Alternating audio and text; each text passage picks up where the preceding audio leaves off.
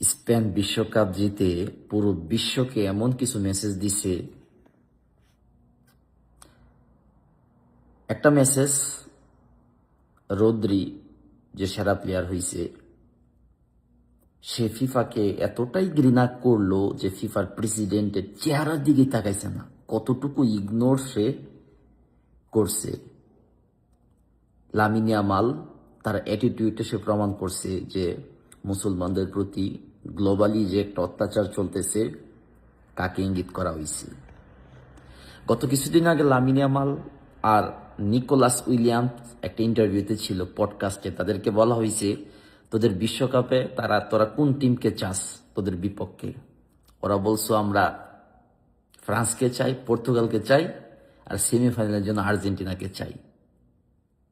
আসলে ওরা সেমিফাইনাল না ফাইনালে আর্জেন্টিনাকে পাইছে। যতটা আর্জেন্টিনা নিয়ে আশা করছিল আর্জেন্টিনার সমর্থক যারা, আর্জেন্টিনা আজকে তাদেরকে ততটাই কষ্ট দিচ্ছে। বাট সবচেয়ে আনন্দের বিষয় কি জানেন? যে জেনারেশনের কথা আমরা বলতেছি, লামিন ইয়ামাল, নিকোলাস উইলিয়াম, আরও অনেকে, ফ্রান্সের, তাদের আইডল আবার নেইমার জুনিয়র। একটু প্রাউড ফিল করা লাগে। শুনেন, আর্জেন্টিনা আজকে খেলার মধ্যে এমন কিছু স্বভাব দেখাইছে সারা পৃথিবীর কাছে তারা ঘৃণিত। মেসির জন্য আমার অনেক খারাপ লাগছে, কারণ মেসি জেনুইন ট্যালেন্ট, কিন্তু তার যে কমিউনিটি, তার যে আশেপাশের মানুষ বা তার যে সাথের প্লেয়ার, তারা খুব লজ্জিত। সারা পৃথিবী আজকে আর্জেন্টিনাকে নিয়ে লজ্জাকর কথা বলতেছে।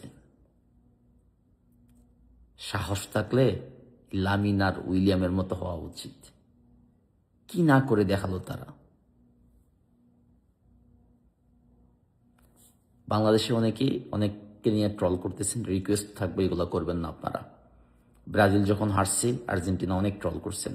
এখন আর্জেন্টিনার ফাইনাল পর্যন্ত গেছে, তারা খেলে গেছে, আর যেভাবেই যাক না কেন, পার্সোনালি চাইবো আমরা, ভাই যার যার জায়গা থেকে বিশ্বকাপ শেষ, বাংলাদেশের ফুটবল নিয়ে ভাবুন, বাংলাদেশের জেনারেশন নিয়ে ভাবুন, চিন্তা করুন আমরা বাংলাদেশ কবে বিশ্বকাপ খেলতে পারবো।